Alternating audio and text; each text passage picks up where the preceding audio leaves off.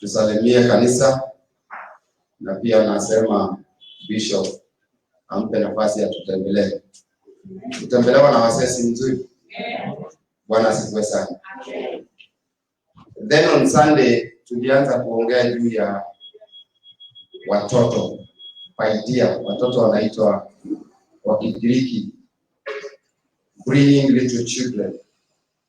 Wagiriki wanasema paidia. Paidia is those ranging from babies to preteens. From babies to preteens. Wana jina moja kwa Kigiriki wanaitwa paidia. The same word that you find in Mark chapter 5 verse 39. And it is found differently as the word brefi, meaning infants, and young children. It is used in Luke chapter 18 verse 15. And it is used to Jesus in order that he might touch them. That parents used to bring their children. Even big children were bringing small children, as small as babies. Kama vile tunaida leo hapa namuona. Na kuna pengine naona uko nyuma ni nani? Pale kuna Salome, kuna mtoto gani? Oh, huyo ni Eli. Okay. Yeah, and I can see that's a big one. Yule ni mkubwa. Yule pastor wako na ile anaitwa Prince, yule ni mkubwa. Na kuna wengine hapa kama Merelise. Sasa wale wadogo kama yule Ethan ndio wanaitwa paidia. The babies, the infants. So interfaith wanaposema kwamba watoto wasikuje, sasa sijui wanasoma Biblia gani. Kwa sababu katika Biblia kuna paidia na brefi. Very small children as infants. So wakati wao kuona corona itakuwa kanisa na haitakuwa kwa soko, sijui wametoka katika Biblia gani. Bwana asifiwe sana. So today I want us to speak from, kwa sababu on Sunday tuliongea kutoka kwa Mark 10 verse 13. So ninataka sasa tuanze na to our viewers, we say God bless you as you viewers from far and wide. And now we are beginning our lesson today from the book of Mark chapter number 10 and verse number 14. Sunday we did 13, and today I want us to do 14, and possibly you can do 14, 15 to 16, because the major topic is about children. Praise be to God. Now in verse number 14, as you can see from the book of Mark, verse number 14, let's look at what the Bible says. When Jesus saw this, he was indignant.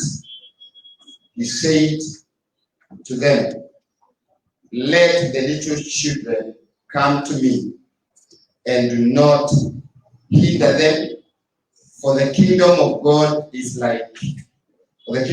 God belongs to such as these children."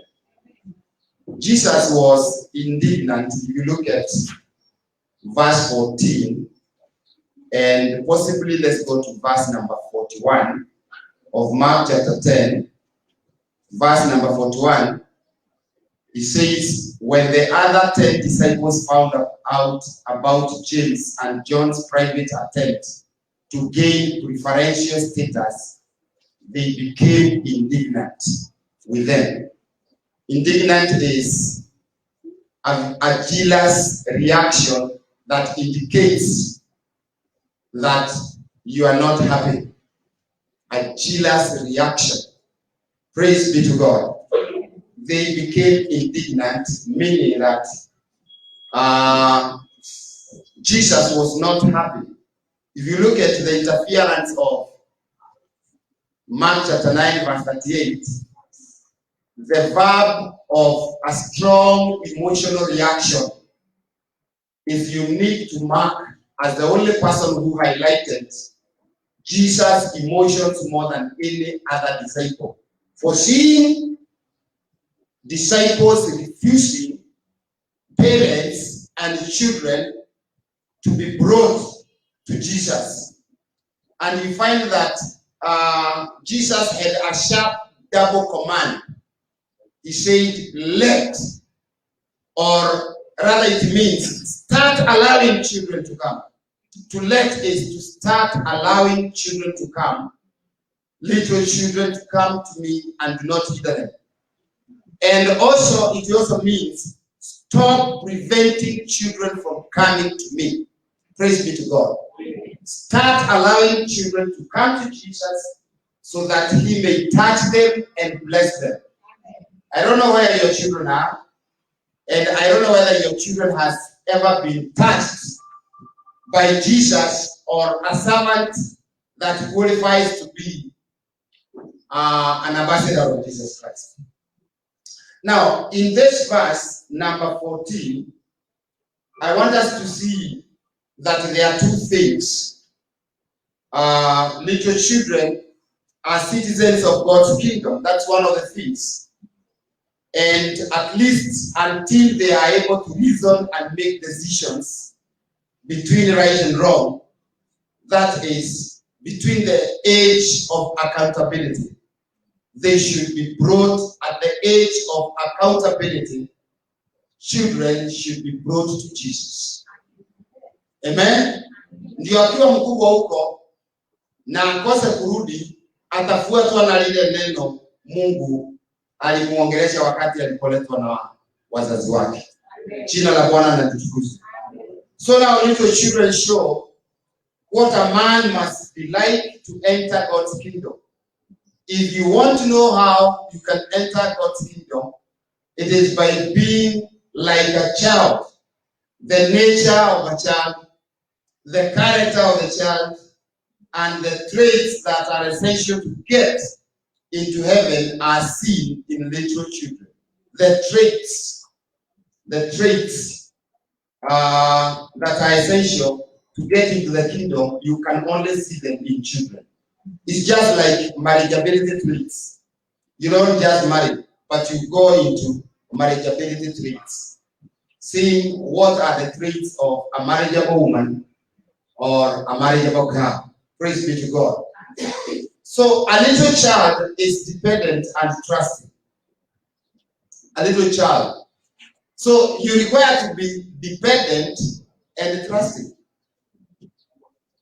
Yeah. A little child is dependent and pretentious. He is totally dependent. Little children are totally dependent.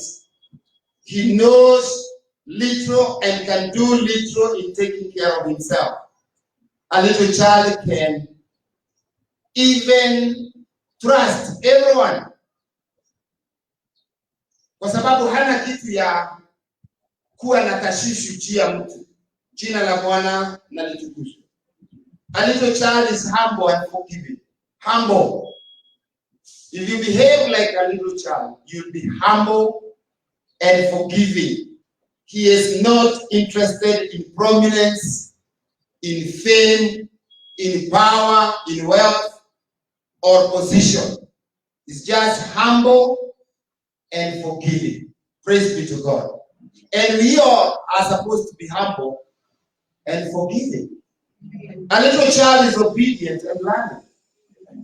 It's not big-headed. It's obedient and learning. He will do exactly what he's asked to do. Kiambia mtoto simama anasimama, kuja anakuja. Doing exactly what he's asked to do, and he will learn by what he is doing. Praise be to God. He is ever learning what he sees and what he is told. A little child ever learns.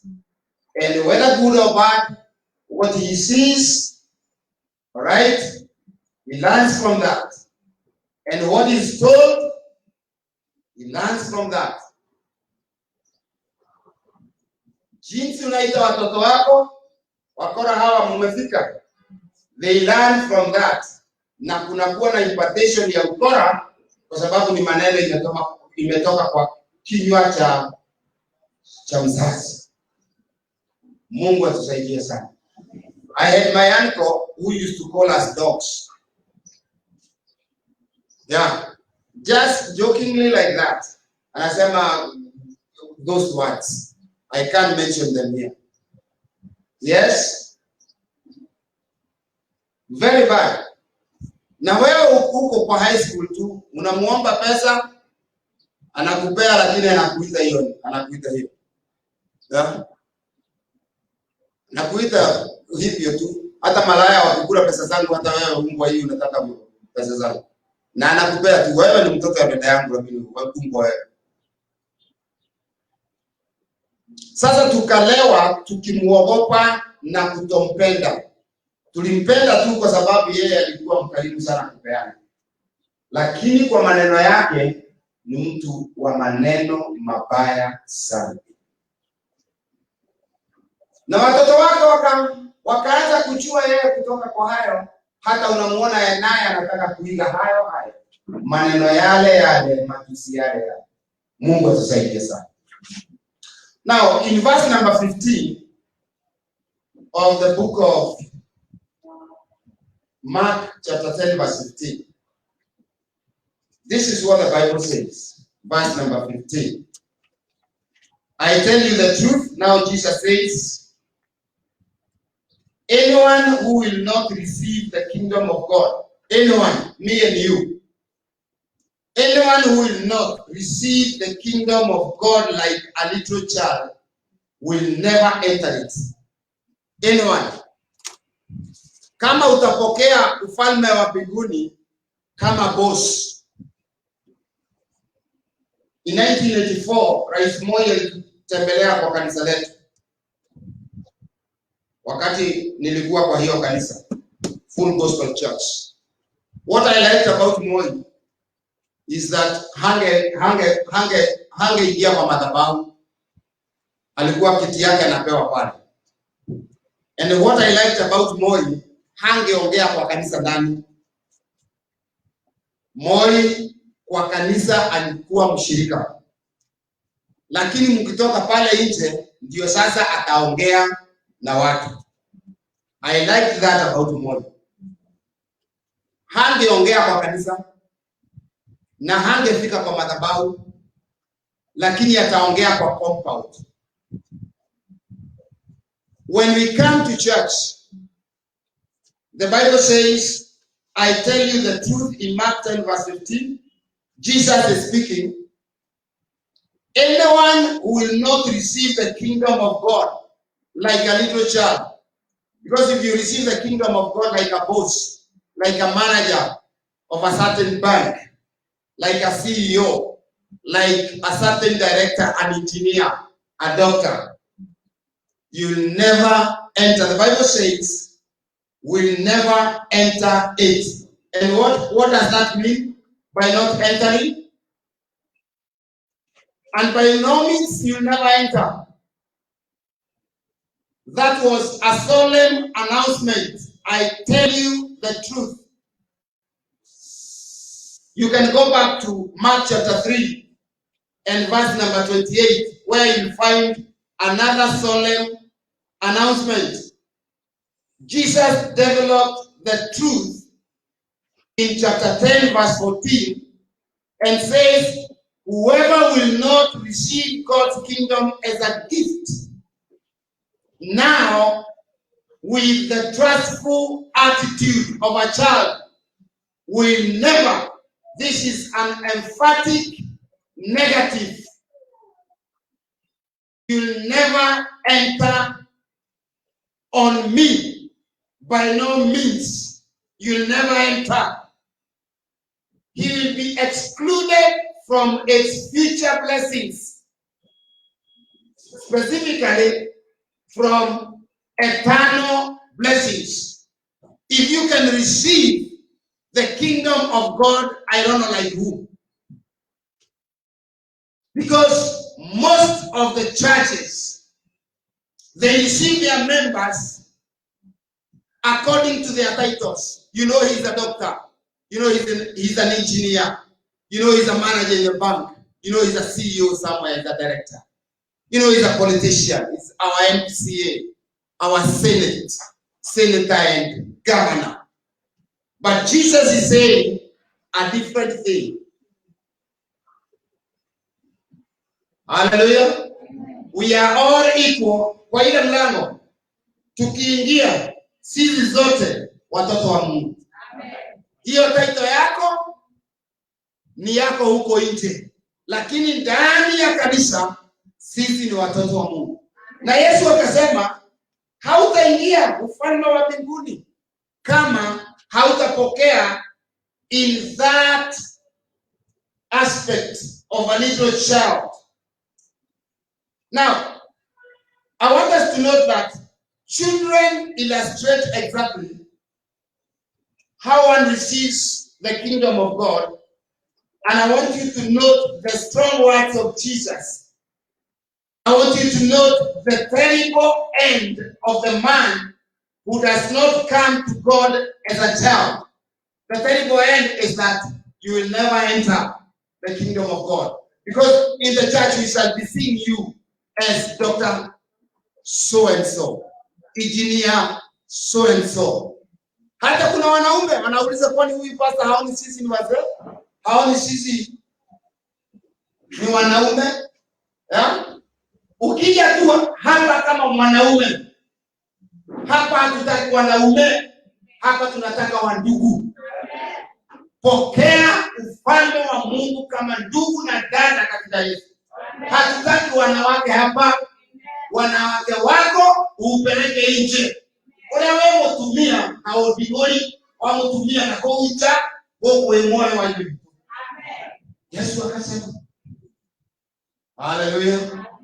Na hiyo ndio inasumbua watu hata katika kanisa, wanakuwa na vikosi tofauti. Sisi ni walimu, sijui sisi ni wa biashara, sijui sisi ni wa sokoni, sijui sisi ni wa benki. Wanakaa na jinsi kwa kazi zao.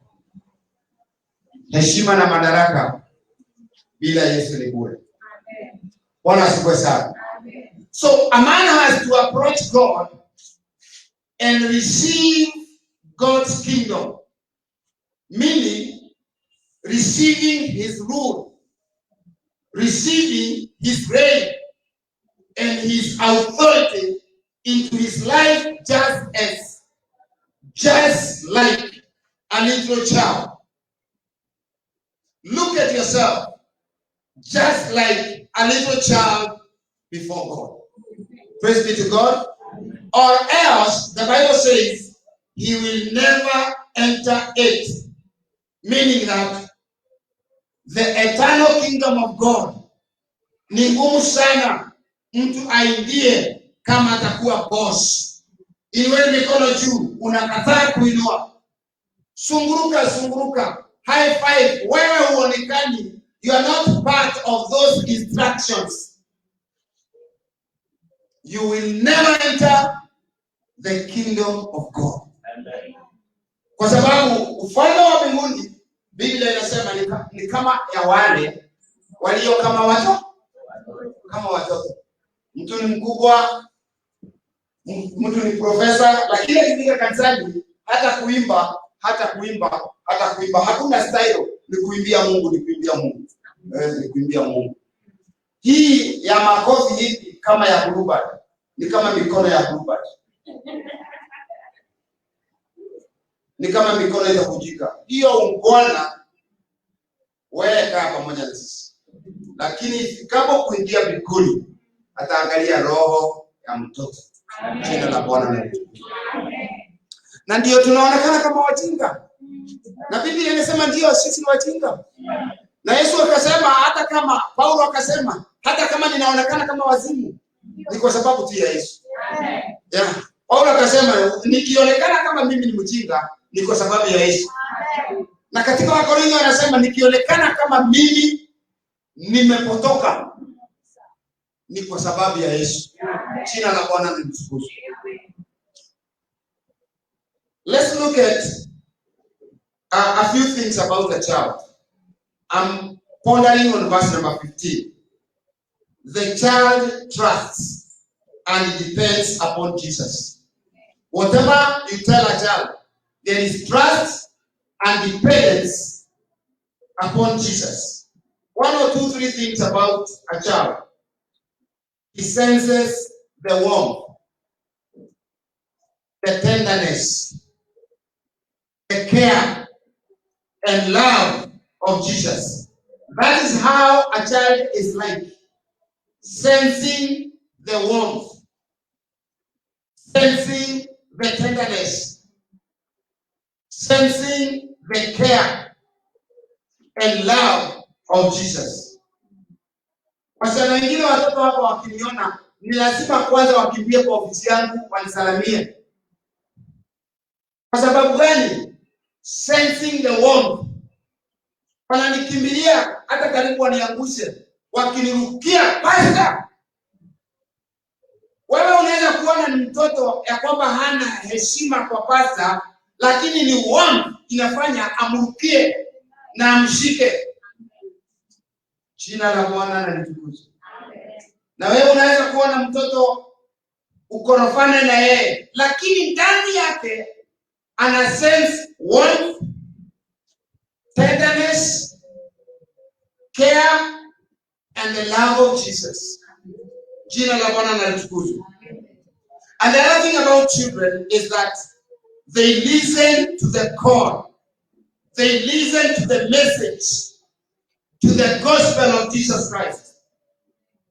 Children listen to that call, to that message. Na ndio unakuta katika mkutano wa Yesu watoto walikuwa ni wengi sana. Bwana asifiwe sana. Na mitume wakawa wana upungufu wa kujua ministry ya Yesu. Wakakataza watoto waje kwake. Lakini they were rebuked. Mungu atusaidie sana. Watoto they are listeners. And he trusts what he hears. Mtoto would trust what he hears. And he hears and depends upon Jesus to take care of him now and forever. I was baptized David because in my Sunday school, mwalimu aliniambia juu ya David. And the way he demonstrated David and Goliath. Na what we call kombeo. Vile alidemonstrate hiyo kombeo, na nikiwa mtoto nikapenda huyo Daudi. Na wakati wangu wa kubatizwa nikasema mimi nataka kuitwa David. David aliyeua Goliath. Jina la Bwana na litukuzwe. Sasa siku za leo mnaita watoto majina hata hayamo katika Biblia. Hakuna kitu naweza kulinganisha ya kwamba ni kizungu. Mtoto anaitwa majina. Mungu aitagate tumaletwa tuyo tutarona kage Biblia. No. Leo means a child born from both servants. That's what it means. A child born from both servants. It must come from the Bible. Kama haingekuwa katika Biblia, haigetumika hata kidogo. In Psalms 131 verse 2. Psalms 131. Let's read Psalms 131 verse 2. Inasema, but I have stilled and quieted my soul like a weaned child with its mother. Like a weaned child is my soul within me. Hebu tusomewe kwa Kiswahili. Psalms 131 verse 2. Hakika nimetuliza nafsi yangu na kuinyamazisha.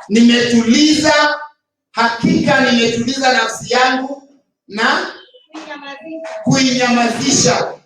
Kama mtoto aliyeachishwa kifuani mwa mama yake. Kama mtoto aliyeachishwa ameachiliwa kwa kifua ya mama, na kama huyo mtoto vile anatulia akiwa kwa mama, ndivyo mimi nafsi yangu nimetulia.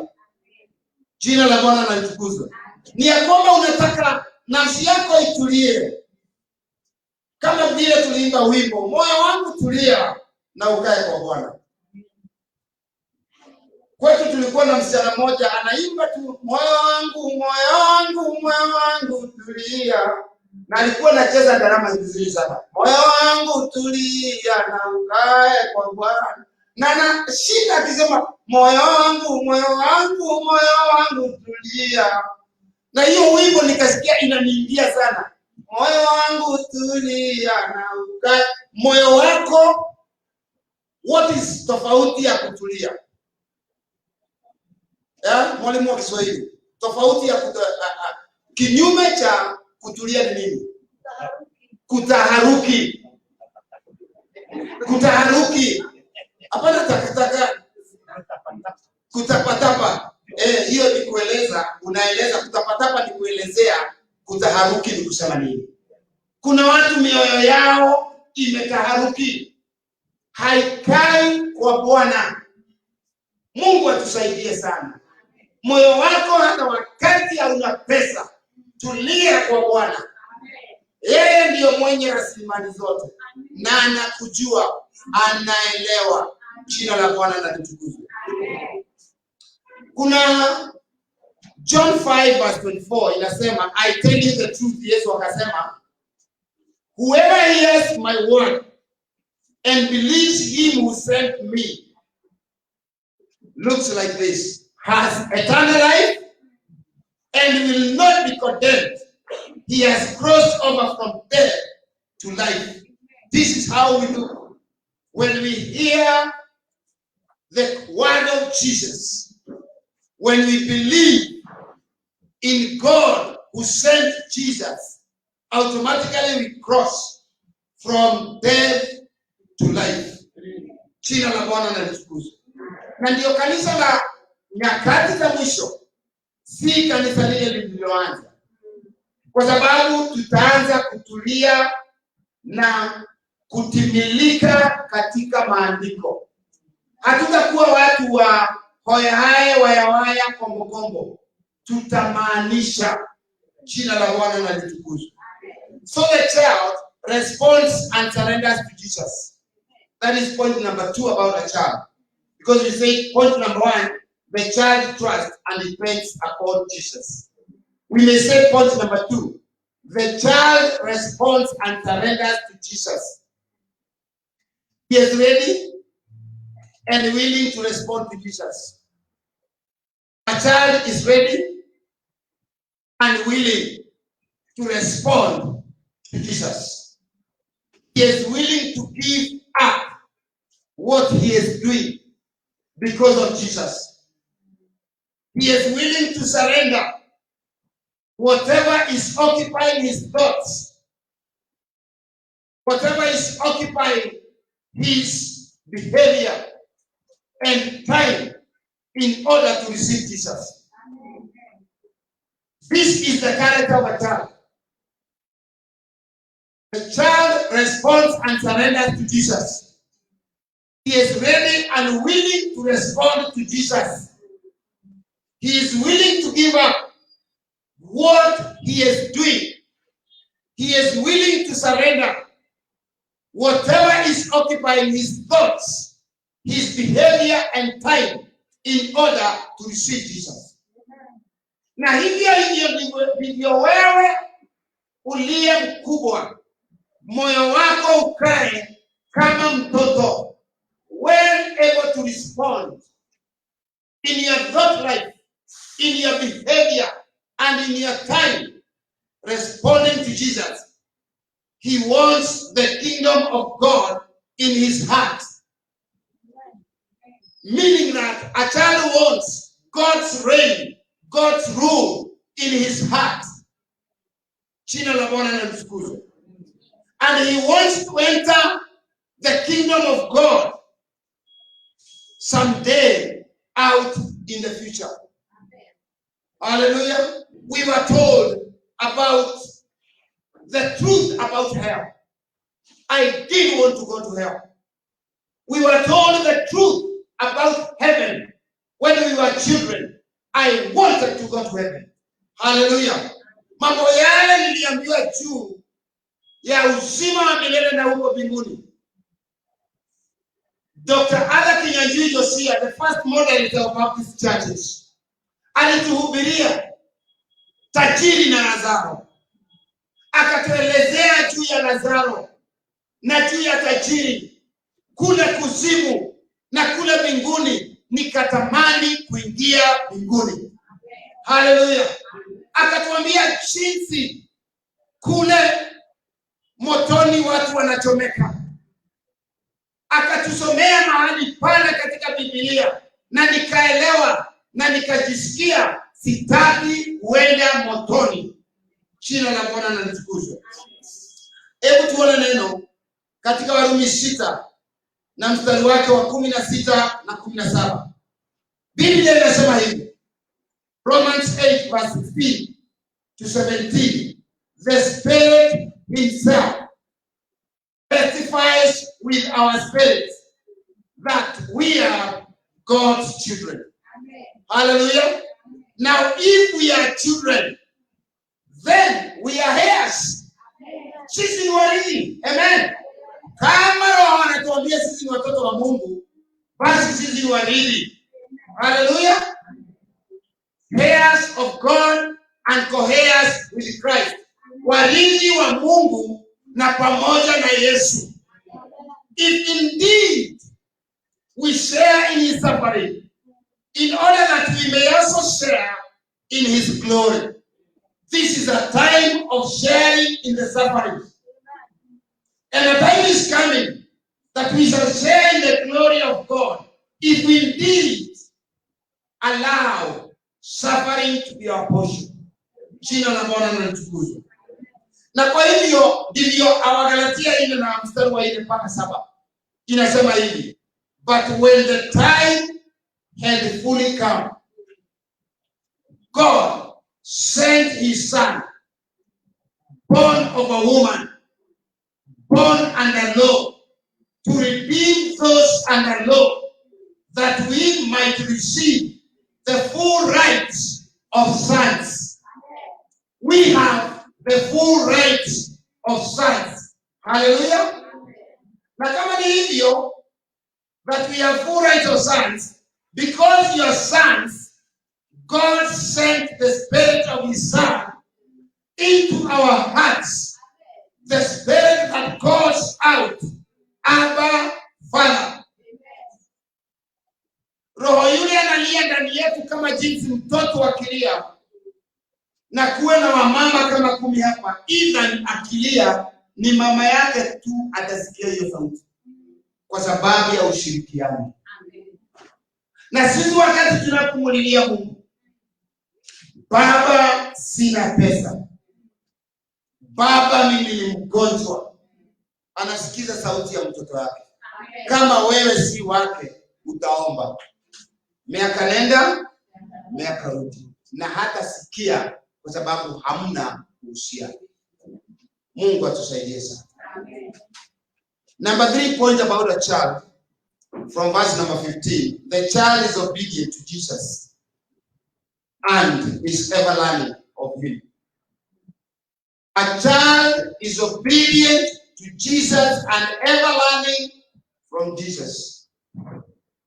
Kama wewe ni mtoto, lazima uwe mtiifu na pia kupenda kusoma kutoka kwa yeye aliye baba yako. Jina la Bwana na litukuzwe. He listens and does exactly what Jesus says. That is a child.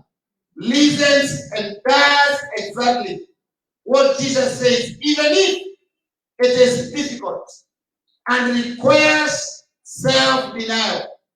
You must do it. Even if what is asked to do is difficult, even if it requires self-denial, a child will do it. He does it simply because Jesus asked him to do so or to do it.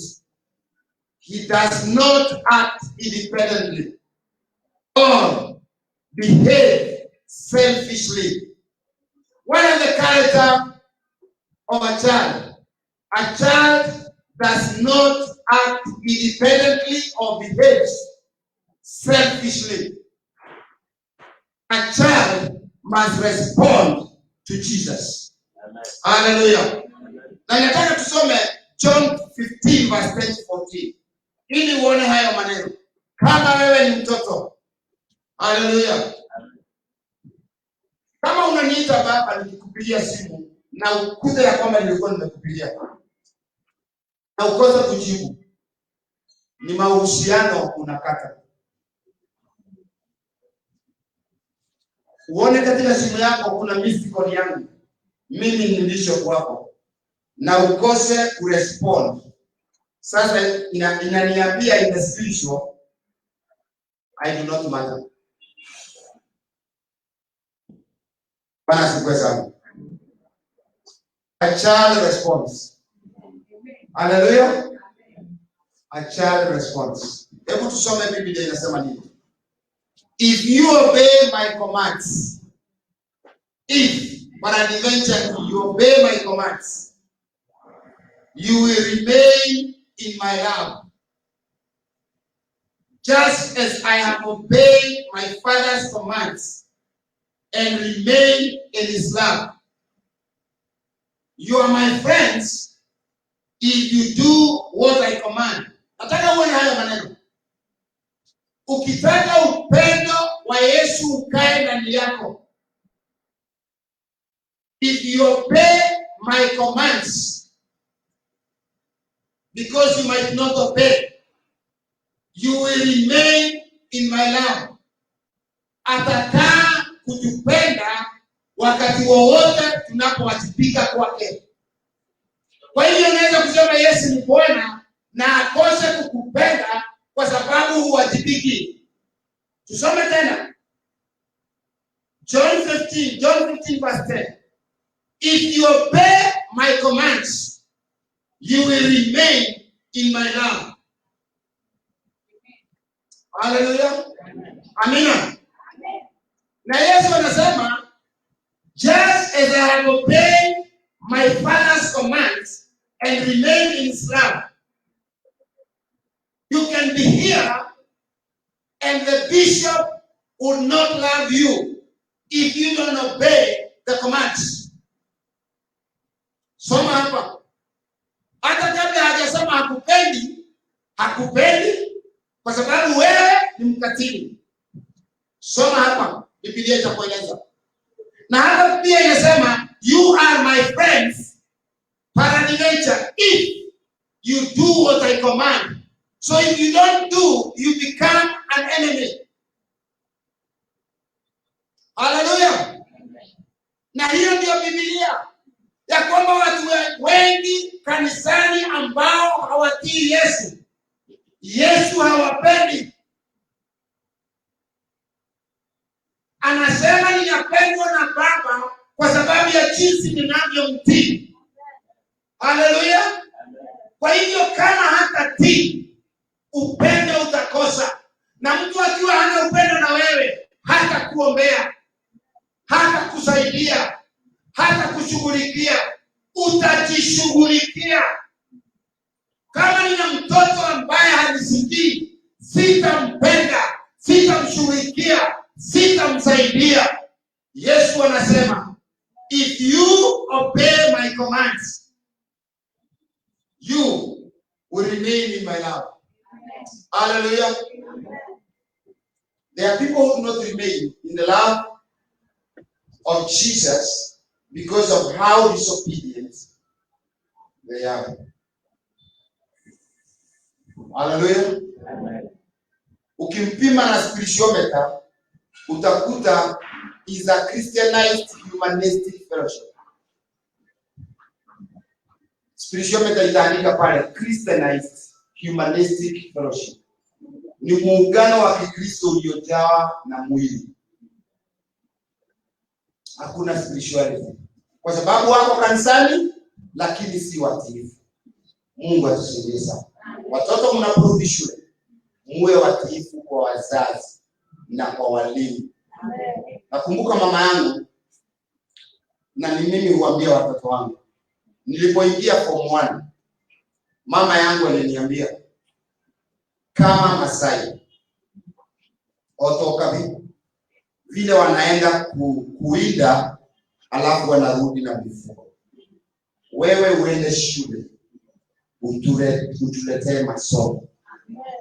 Nakumbuka in 1973 my mother speaking to me, when you go to form 1, I went to form 1 in 1974, uende utuletee masomo. And I made sure nilisoma na watoto matajiri wa hapa Gatundu, lakini nilirudi na masomo hata siku sana. I see these guys around, mimi huwaona kwa sababu walikuwa wanatetemesha mpaka principal, kwa sababu walikuwa muhimu, kwa sababu ni watoto wa Gatundu wa Muigai kwa Kenyatta, those days of Kenyatta. Na principal alikuwa naogopa ya kwamba huyu ni mtoto wa kutoka Gatundu. Mungu atusaidie sana. Hallelujah. Ephesians 5:1. Let's look at obedience. The Bible says, and this is a rule, be imitators of God, therefore, as dearly loved children. Be imitators of God. This is our obligation. Be imitators of God, therefore is a conjunction that joins a paragraph with another, as dearly loved children. We don't want to see children that do not imitate God.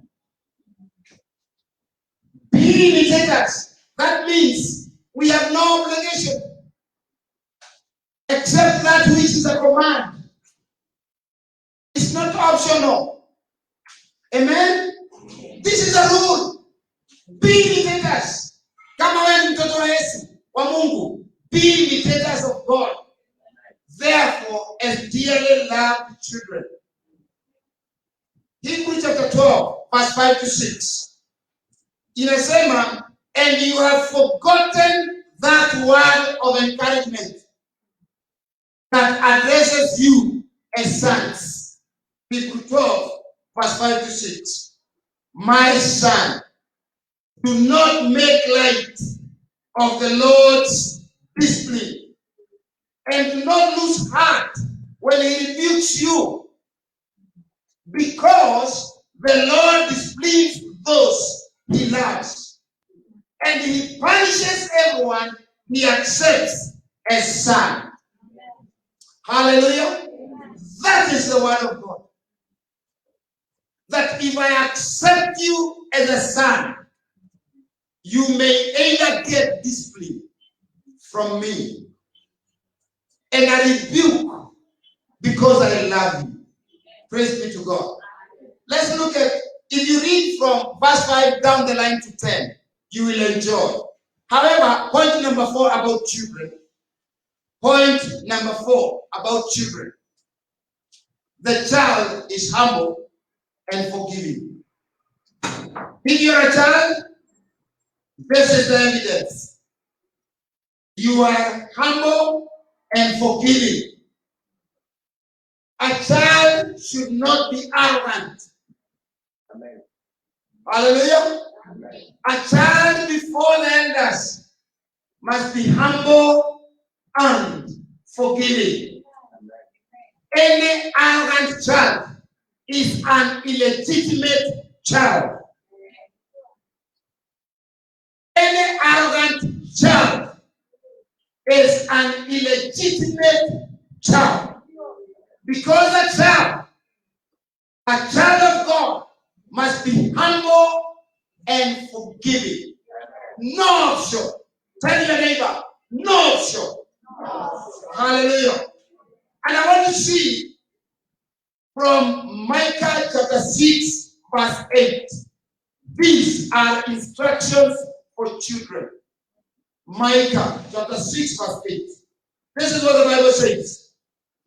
He has shown you, O man, what is good and what does the Lord require of you. The time we have been here, we have been shown what is good. And God is asking, and what does the Lord require of you? He says to act justly and to love mercy and to walk humbly with your God. There are three things that we have been asked to do. To act justly. Amen? To love mercy and to walk humbly. Anything opposite of this is demonic. Kama hautaonekana acting justly. Na ndiyo hata majaji wengi uangalie statistics, evaluation, na uangalie majaji wanamalizia namna gani maishani mwao, because of lacking justice. Utavuna ulichopanda. Nionyeshe jaji moja uniambie huyu alikuwa jaji wa high court, uone maisha yake, kwa sababu ya jinsi wakati wajapokuwa katika ofisi wanakosa acting justly. Mungu atusaidie sana. Na sasa Mungu anatuuliza, wewe kama mtoto, ni nini unataka kwangu? Na mimi ninataka you to act justly, you to love mercy, you to walk humbly. Ukifanya mambo haya matatu, wewe umeokoka. Hallelujah. Tupigieni Yesu makofi mazuri. Kuokoka katika maisha is to act justly, is to love mercy, is to walk humbly. Bwana asifiwe sana. It doesn't matter the number of degrees. It doesn't matter your position. It doesn't matter your office, your influence, and your achievement, and your whatever. What matters is to act justly, is to love mercy, is to walk humbly. Na watu wakikuona wanaona mtu wa Mungu. Jina la Bwana na litukuzwe. Sababu watu wengi wanataka kutambulikana na mavazi ya marangi mingi na suspenders na hana hata tumbo na kizungu kingi, chisasa enikoda. Yeah. Na kuongea juu ya achievements. Tuliongea na Daniel juzi, akaniambia walikuwa kwa mazishi mahali maombolezi ati pastor mmoja alipewa nafasi akasema, mnajua mimi niko na magari matatu, mnajua mimi hata sasa ni doctor, mnajua mimi kanisa ni kubwa, hata wetenge hii yote mimi niko na kanisa hilo kubwa, mnajua hata kama mngeniita nikiwasaidia na vyombo, mimi niko na vyombo hata ya ziada. Sasa hajaanza kuhubiri, sasa ni kusema mambo yale yote iko nayo. Na alipewa dakika 15 ya kuhubiri. Sasa maneno yale anasema ni magari yake, karibu aseme mabibi zake. What does God want from you?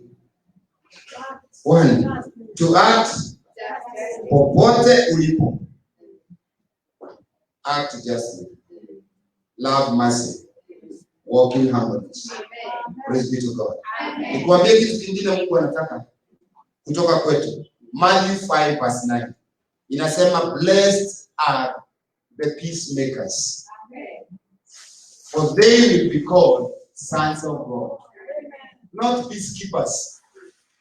Peacekeepers kama UN, ndio wanaleta utokozi, ndio mkipigana wanakuja kukeep peace. But the Bible says the opposite. Blessed are the peacemakers. Make peace before the war. Amen. Hallelujah. Luke 22 verse 26. Inasema, but you are not to be like that. Instead, the greatest among you should be like the youngest, and the one who rules like the one who serves. Yesu anatuambia desturi ya kukaa, kwa sababu watu wa dunia wanataka mahali wako na viti kubwa kubwa, macheo. Yesu anasema, but you are not to be like that. Instead, the greatest among you should be like the youngest, and the one who rules like the one who serves. That is what we call Christianity. Another verse, Ephesians 4, verse 31 to 32. Inasema hivi, eheria ikore hiyo horo wa guturaniria ngoro. Eheria ikore hiyo horo wa guturaniria ngoro. Na kurumana na mangoleka mukuo de babagia ina roho mweka na mweka na maundu matheru kwa Yesu Kristo na muhana yeye ya manito yake ya muhaire ende kwa Yesu Kristo. Ketoko yuga gatere, get rid of all bitterness, hallelujah, rage and anger, brawling and slander, along with every form of malice. Be kind and compassionate to one another, forgiving each other. How? Just as in Christ God forgave you. There is an obligation. If we are to be followers of Christ, this is what must happen in our lives. Paradigm shift. Mwambie mwenzako, paradigm shift. Get rid of all bitterness, rage and anger, brawling and slander, along with every malice. Be kind and compassionate to one another, forgiving each other, just as God forgave you in Jesus Christ. Amen. Hallelujah. Kuna mambo usikae jana ati alinikosea, ati alisema, ni kama haukuwa na jambo la kufanya. Hallelujah. Amen. Jina la Bwana na litukuzwe. Na hii ndiyo tabia ya mtoto wa Mungu. Andiko la mwisho katika mambo haya ni hili. 1 Peter 5 verse 5 and 6. Andiko letu la mwisho kuhusu watoto. Ndio sasa niombee watoto. Hallelujah. Inasema hivi, young men, in the same way, be submissive to those who are older. All of you, clothe yourselves with humility towards one another, because God opposes the proud and gives grace to the humble. Nataka nirudie uelewe vizuri sana. 1 Peter 5 verse 5 to 6. Young men, in the same way, be submissive to those who are older. All of you, clothe yourselves with humility towards one another, because God opposes the proud, but gives grace to the humble. Period. Alafu inasema, humble yourselves therefore under God's mighty hand, and He will lift you up in due time. You don't know how up, how much up He can lift you when you are down there to the earth. Anaweza kukuinua, huwezi ukajua atakuinua kiasi gani. Ninashukuru Mungu ya kwamba mimi katika Kenya hii Mungu amenikarimia kukutana na wakubwa wote mpaka wa mwisho. In that submissiveness, Mungu ananipatia nafasi ya kufika kwao na wanakaa chini mimi niongee. Would you imagine 1.5 hours? Stanley can tell you. a whole 45 minutes plus another 45 minutes, then seated, mimi ndio ninaongea. Nikiwaambia simameni, wanasimama, ketini chini, makofi ya juu. Nikitaka tu kuwapima ni nani anaongoza, ni nani sasa hapa yuko area. Simasikia mwingine anauliza ziko area. Kuna wengine wanakuwa area kwa maneno ya Mungu. Jina la Bwana na litukuzwe. Just for yourself. It doesn't cost you anything to humble, but it will cost you something when you try to exalt yourself. Hallelujah. Biblia inasema unyenyekee na ujivike kama mavazi unyenyekevu. Kwa sababu Mungu huwapinga wakaidi. Mungu na gete yake anapouja. Kama ulikaidi, unapingwa na Mungu hivi. Na hutaenda bali. Jina la Bwana na litukuzwe. Leo tumeongea juu ya nini? Watoto. Watoto wasibaki nyumbani. Watoto waletwe kwa Mungu. Na si wale wanaitwa interfaith watatuongoza, ni Biblia. Tutakaposhikwa ya kwamba tuna watoto, tutaenda kotini tuangalie kama ni neno linasema leteni watoto kwa Mungu. Na this is how persecution will begin. This is how martyrdom will begin. Kwa sababu interfaith wamesema watoto wasije. Na sisi tunasema Biblia inasema watoto waje. Hapo ndipo sasa persecution itaanza. Kwa sababu wao ndio wana mamlaka ya hapa duniani ya kutuambia kile tutafanya, na sisi tutatumia mamlaka ya mbinguni, and we are not going to compromise. Hallelujah. Persecution will begin by those confrontations. Waseme watu wa miaka 60 wasije kanisa na sisi tuje. Kwa sababu Biblia inasema niko na miaka 80 na ninajisikia niko na nguvu kama za miaka 40. Haleluya. Ni Biblia tunasema Musa alikaa miaka 120 na macho yake haikupotea na alikuwa bado anatumika. Sasa mkiniletea ritaya nitarudi kwa Biblia. Bwana asifiwe sana. Simameni tuombe wapendwa. Simameni tuombe. Simameni tuombe. Haleluya. Kipindi cha leo kilikuwa watoto. Wacheni watoto waje. Sababu watoto, kitu kile mtoto atakuwa amejifundisha, learning from mambo yale anaona, hayo mambo. Let me say this, if you can write. A child's mind is molded by those he is with. If you can write as you stand. A child's mind is molded by those he is with. Hata nilikuwa nimeiweka kwa Facebook. Whether they lose and immoral, or the disciplined and immoral.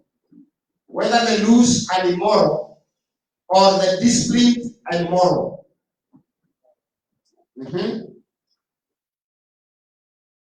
If the child's mind is not molded by godly parents, if the child's mind is not molded by godly parents, it will be molded by the worldliness of the parents and the carnality of those who walk in selfish and corrupt ways. Nitarudia tu ndio uandike. Hebu tusome. A child's mind is molded by those he is with. Are you right there? Whether they loose and immoral, or the disciplined and moral. if the child's mind is not molded by godly parents, it will be molded by the worldliness of the parents and the carnality of those who walk in selfish and corrupt ways.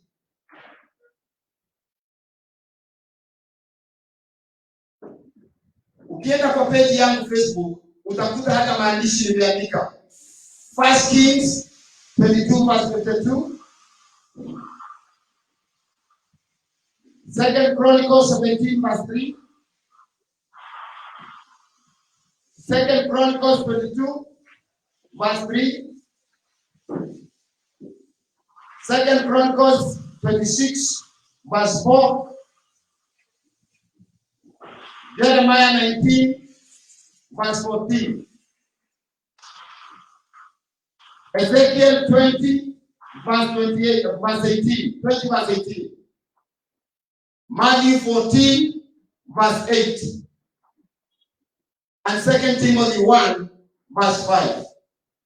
These are scriptures that says he did evil in the eyes of the Lord because he walked in the way of his father.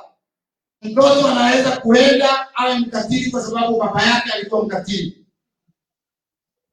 Anamwambia usikunywe pombe, anamwambia hata wewe uliache kwa kupenda yako. Anajifunza baba alikuwa mlevi. 2 Chronicles 17 verse 3.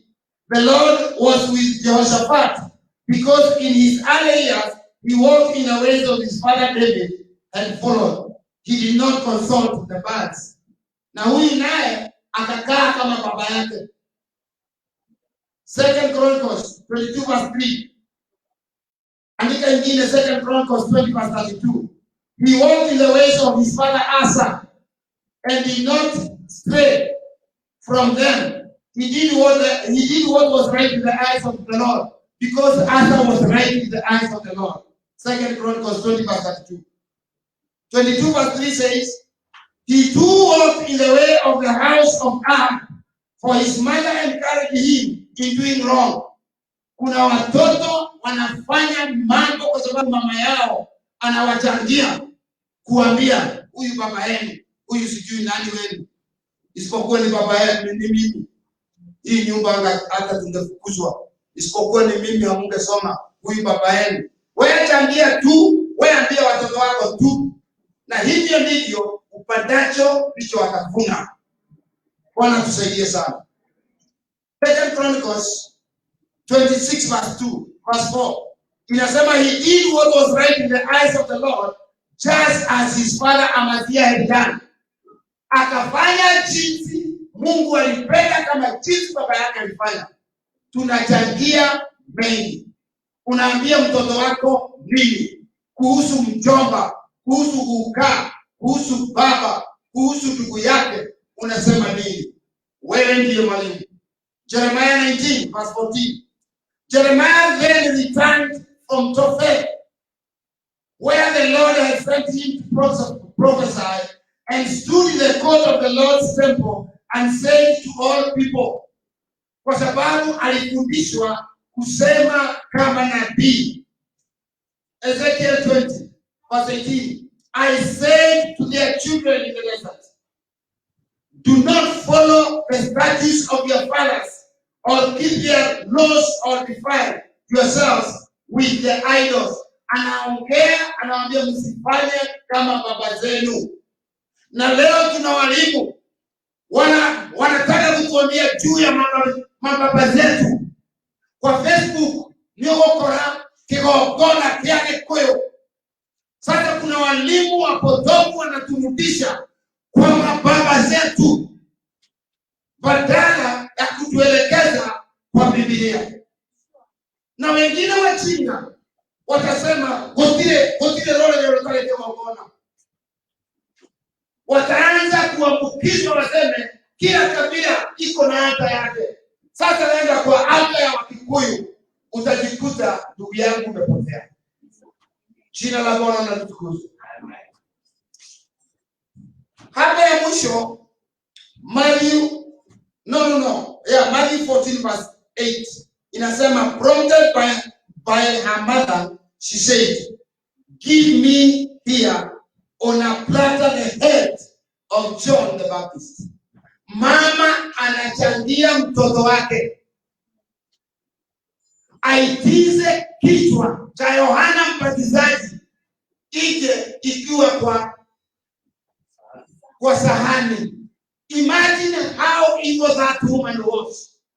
Anafundisha mtoto yake mtu akatwe shingo, kichwa kije mbele yake, sijui ni akule ama afanye nini naye.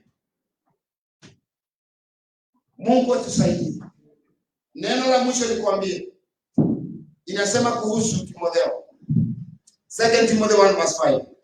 I have been reminded of your sincere faith, which first lived in your grandmother, Lois, and in your mother, Eunice, and I'm persuaded now lives in you also. Unaona kuna roho ulikuwa kwa Lois. Amen? Nyanya akaambukiza binti wake Lois, Eunice. Unaona? Na Eunice akaambukiza Timotheo. Na imeandikika kwa sababu unaweza kuwa nyanya wa kuambia mtoto mambo mabaya. Haleluya. Ikaandikika kuna nyanya moja alikuwa anaitwa Lois. Aliambukiza mtoto wake neno. Naye Lois akaambukiza Timotheo. Timotheo akakaa nayo hata wakati alipokuwa kijana kabla hajaoa, akawa mchungaji wa makanisa. Si kanisa, wa makanisa. Kijana hajaoa, mchungaji wa makanisa. Na mtu shupavu kama Paulo aliyekuwa hodari kwa kufundisha, akaacha wazee na watu wameoa wachungaji, akasema Paulo, akasema Timotheo ndio atakuwa wa pili kutoka kwake. Hebu angalia uone degree zile zilikuwa na Professor Paul. Anamchagua kijana, anasema he is after me, he is my spiritual son. Sasa ukienda mbali na mimi, nikienda Amerika kama leo, kanisa litaachiwa nani? Na jinsi ulivyo mtu mdogo, mshupavu, mtukutu ambaye haonekani. Mwambie mwenzako badilisha nia yako. On 28 November nitakuwa nikiwakilisha president wa Landmark Baptist Theological College, nikiongea kama guest speaker, kwa sababu president hata kuja kwa sababu ya hii makorona.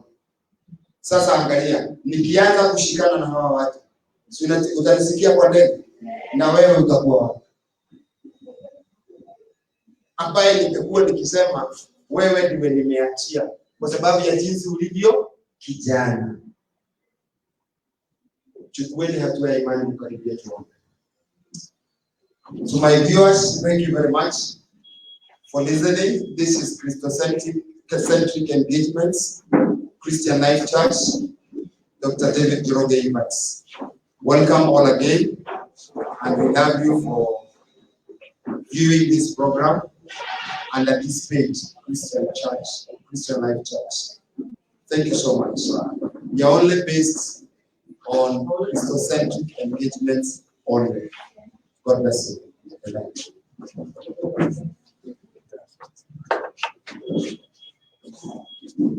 Hallelujah.